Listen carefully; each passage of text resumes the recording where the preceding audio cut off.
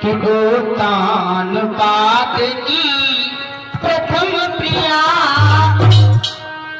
गोतान पात की प्रथम प्रिया, और सतियों में लेखी जाती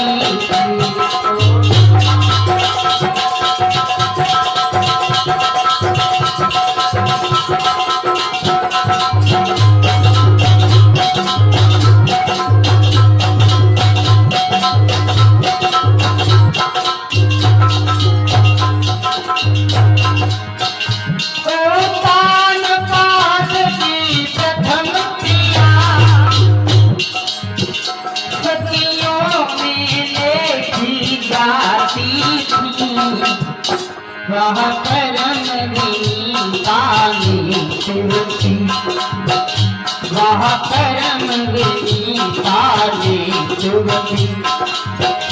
रानी सुनीति कहलाती थी,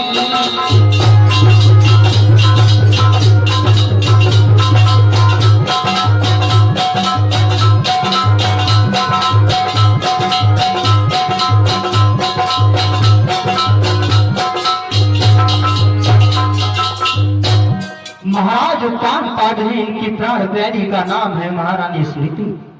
आंगन में किसी प्रकार की कोई दिक्कत कोई मुसीबत नहीं है। महारानी सुनीति ऐसी है, सुबह होता है उठ करके जो है कि पति के दर्शन करती हैं, चरणों पे मस्तक को रख देती हैं और सेवा किया करती हैं। बड़े अच्छे स्वभाव की है महारानी सुनीति। समय यूं ही गुजरता चला गया, बहुत सेवा करती है महारानी सुनीति जो है महाराज उत्तान पाद की। एक दिन का जिक्र है, आंगन में किसी प्रकार की कोई दिक्कत कोई मुसीबत नहीं है। दिक्कत है कौन सी? महाराज उत्तान पाद के आंगन में कोई बालक नहीं है सज्जनों। और ये सत्य बात है, चाहे जितनी धन दौलत क्यों ना हो जाए, अगर उस के आंगन में कोई खेलने वाला नहीं होता है तो सारी धन दौलत की फीकी नजर आती है। आज क्या हुआ? महाराज उत्तान पाद के आंगन में कोई बालक नहीं है। एक दिन का जिक्र है, मेरी माताओं मैया सुनीति जो है कि आंगन में बैठी है और महाराज उत्तान पाद राज दरबार में। मैया सुनीति मन में विचार करने लगी, परमात्मा अरे आपकी कैसी लीला है, यह आपकी कैसी माया है प्रभु। आपने हमें सब कुछ दिया और एक पुत्र नहीं दिया प्रभु, ये कैसी आप हमारी परीक्षा ले रहे हो। महारानी सुनीति मन में दुखी होने लगी, बांदी को बुलाया और बांदी को बुला करके कहने लगी, बहन आप ऐसा करो, राज दरबार में जाओ और हमारे स्वामी को बुला करके महलों में लेके आओ।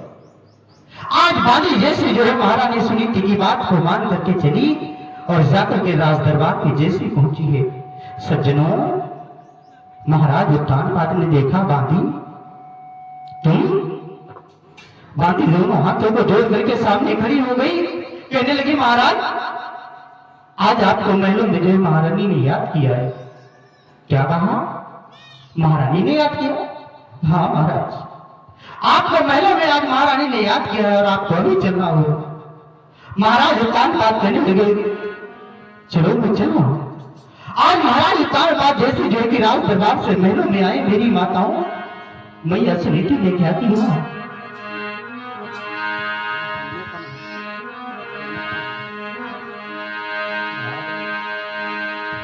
आज मैया सुनीति ने क्या किया?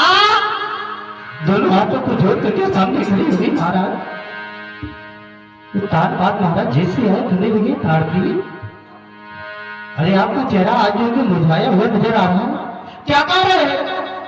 और आपने हमें आज महीनों में इतने समय बुला लिया, कारण क्या है? मैं सुनीति समझाने लगी, स्वामी क्या कह रहे हो, क्या कारण है? मेरी बात को सुनो स्वामी। बतलाने लगी सुनीति क्या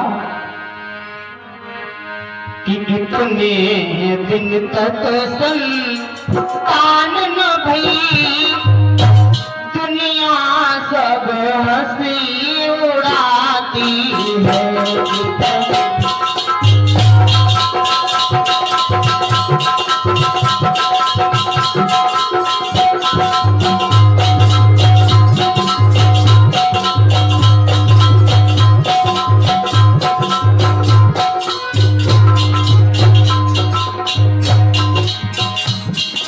महाराज, मैंने आपको महलों में बुलाया है, और बुलाया है किस कारण से? सुनो, इतने दिन तक संतान न मिली, दुनिया भर हंसी उड़ाती है। महाराज निगल कहलाते हो, महाराज निगल कहलाते हो। माता जी पांच कहाती है।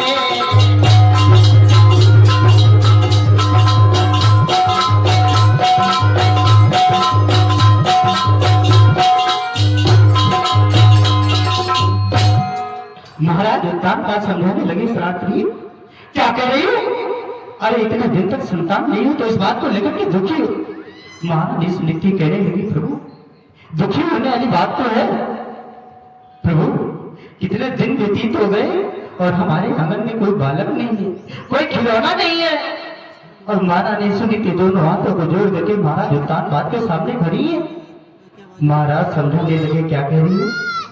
अरे संतान ना होने के कारण आप दुखी हो और क्या कर रही हो? ये सब जो है कि दुनिया वाले हंसी उड़ाते हैं, आपको बांझ कहते हैं, हमें जो है कि निर्बल कहलाते हैं। हे प्रार्थी, महारानी सुनीति दुखी ना हो। और बतलाने लगे हैं महाराज उत्तान बात, क्या सुनो।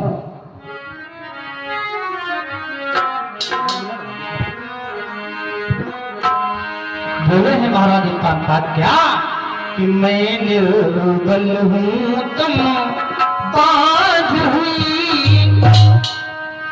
कि मैं निर्बल हूँ तुम बांझ हुई। ये केवल मन का ही लाज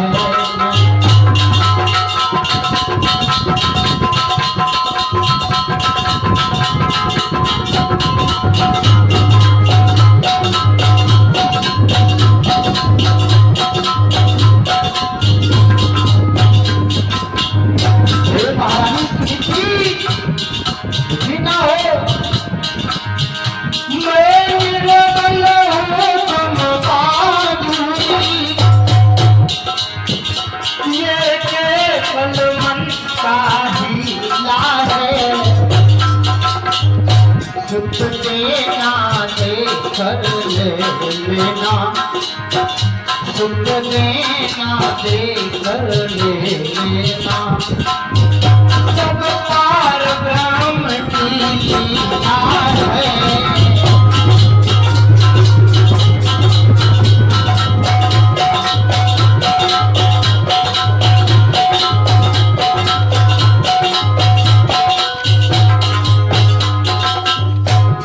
महारानी सुनीति, ये दुनिया वाले तुम्हें जो कि निर्वांस कहते हैं, हमें निर्बल कहते हैं, कोई बात नहीं, आप इस बात को दुखी ना हो। अरे कोई बात नहीं, अच्छा करोगी फिर भी कहेंगे, बुरा करोगी फिर भी कहेंगे, किसी को कुछ हम कह नहीं सकते हैं। महारानी सुनीति कहने लगी, स्वामी क्या कह रहे हो? किसी को कुछ नहीं कह सकते, परमात्मा पता नहीं कौन